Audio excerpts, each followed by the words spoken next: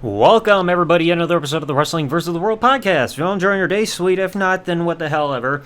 So, this is going to be a little bit of somewhat of a continuation from episode 281 of the podcast, where we were talking about the nationality gimmicks and everything, because there's a match type we've seen in WWE history that you see commonly put through with, some of that nationality characters, like pro and anti-America character stuff. And it's a match type that seems to be the most inconsistent with their rules, because you look at other match types, a lot of the times they have one set rule. Some might have some slight variations depending on what the circumstance may be.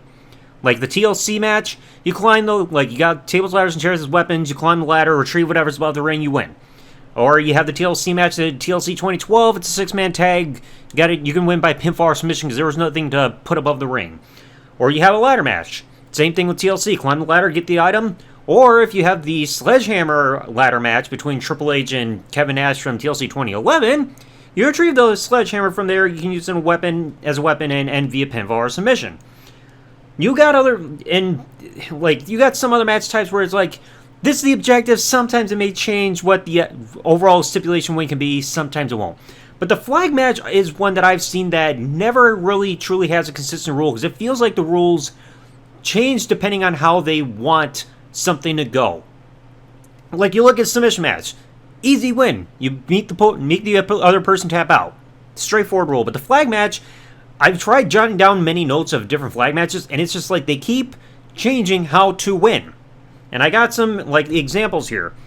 The July 21st, 1997 episode of Raw, thank you to Attitude Pop for uploading the match to remind me that it happened. Undertaker, Stone Cold, and Dude Love versus the Hart Foundation. You have the USA flag on a pole on one corner, the Canadian flag on another, and it ends with the Hart Foundation winning because Brett retrieved the flag. Sounds like a straightforward thing. You retrieve your flag, you win. Not hard. But now you go to the second Saturday night's main event show. From October 5, 1985, you had Hulk Hogan versus Nikolai Volkov. How did the match end? You had Hogan dropping the leg on Volkov to pin him, and then he rips up the Soviet Union flag, or whatever flag Nikolai Volkov was using, to win. Weird. Now, I've got a WCW one here. I'm going to count this, throw this in there just because, they're owned by WWE now. But the Great American Bash 1991, Steve Austin and Terrence Taylor, the Red Rooster himself, versus PN News and Bobby Eaton in a tag team capture the flag scaffold match, because nobody wanted to take a bump. So the objective was you go across the scaffold, which is pretty narrow, retrieve your flag, and then bring it back to your side, which completely lacked in action and everything. Slow as hell, and eventually the bell rang, but it felt like it was too little too late. So it was a case of grab the flag and bring it back to your starting point. So, retrieval overall. SummerSlam 2014. Rusev versus Jack Weed the People Swagger, who just likes to slap around people all the time. They have the flag match, and the rule is that if you win, you have the right to wave your flag. Rusev wins by making Swagger pass out to the Accolade, and then he swings the Bulgarian flag back and forth after the match. Which I find it to be weird, saying that if you win, you have the right to wave your flag. It's what happens if you wave your flag before the match ends? You get disqualified? You, sir, are not authorized to wave your flag, therefore you are disqualified. It's just you can do that anytime you want. There's no, as long as you're not using it as a weapon or anything, or at least doing it in the referee's view of sight or anything, what's making them put a stipulation say you have to win the match to have that right to do so? It's weird. Battleground 2017, this is where they really changed things up. John Cena and Rusev. Because all of a sudden Rusev comes back because his original plans for Money in the Bank 2017 went to shit. But they have the new flag match rule where you start in the ring, you grab your flag, you have to put it in that holder, that people put their flags in that's on the ground. I can't exactly remember what the name of the item is, but you know what I'm talking about. You have to put it in that friggin' flagpole holder on the floor at the entrance area to win. So it's grab it, run, put it in, oh, you win. And Cena, of course, won because he gave Rusev the AA through the the tables or whatever, and then, boom, doing it for Old Glory, yeehaw. Bad Blood 97, Bret Hart and the British Bulldog of the Hart Foundation versus the Patriot and Vader, who in the pre-match promo said, oh, best there is, best there was, best there ever will be, what a bunch of bullshit. And this is a tag team flag match But I think from what I've read, all guys might have been injured here, but the rule was that you can capture the flag, but then all of a sudden they added, oh yeah, you can also win either by pinfall or submission to win this. And that led to Bret rolling out the Patriot to win the match at the end, and of course, oh Canada, and all that stuff. So it's like they're changing up the rules for different reasons again. WrestleMania 2, Corporal Kirchner versus Nikolai Volkov, a horrible match. Kirchner grabbed Freddie Blassie's cane that was being tossed in as a weapon, hit Volkov with it, pinned him, and now, waving Old Glory again. Because again, it's a flag match. And then there's one I completely forgot about because it happened on a random episode of SmackDown in January 2012.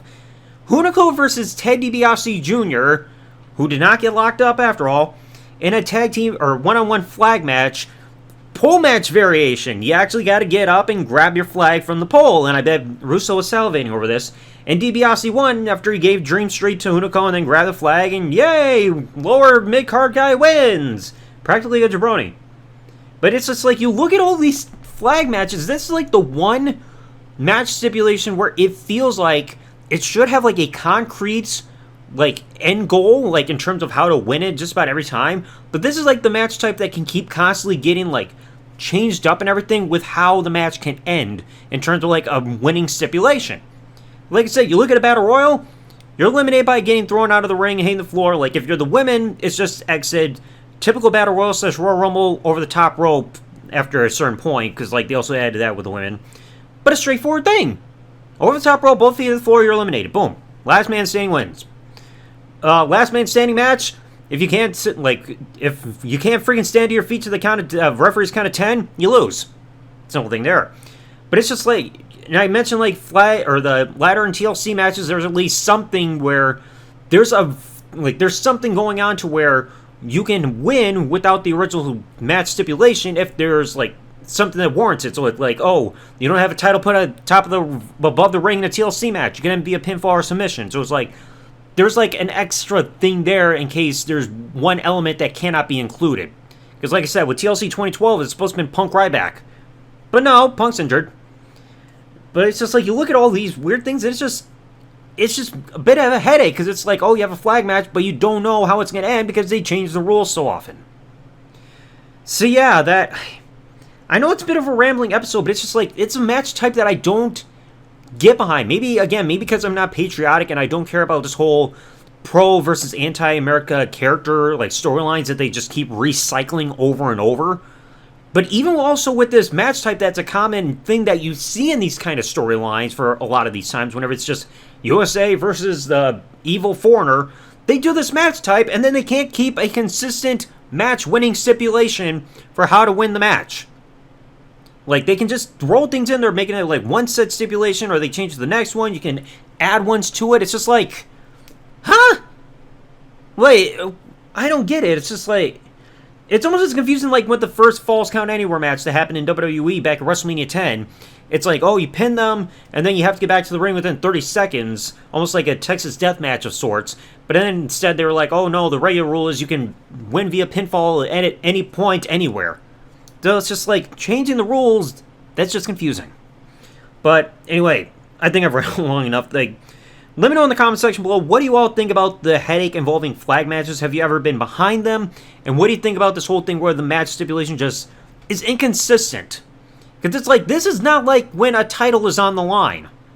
Because like, you look at all these matches, like maybe Hogan probably had his title on the line against Nikolai Volkov at the second Saturday night's main event, but usually these are like non-title matches. So it's like, there's not something that's in the way, like you would say in storyline, to where you would have to alter how to win the match. Like I said, compared to like a ladder or TLC match with the stipulations given before, or the examples given before. So it's just like, I don't get it. It's just so weird.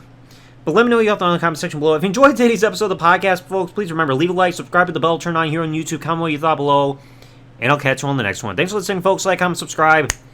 Peace out, and good day, everybody.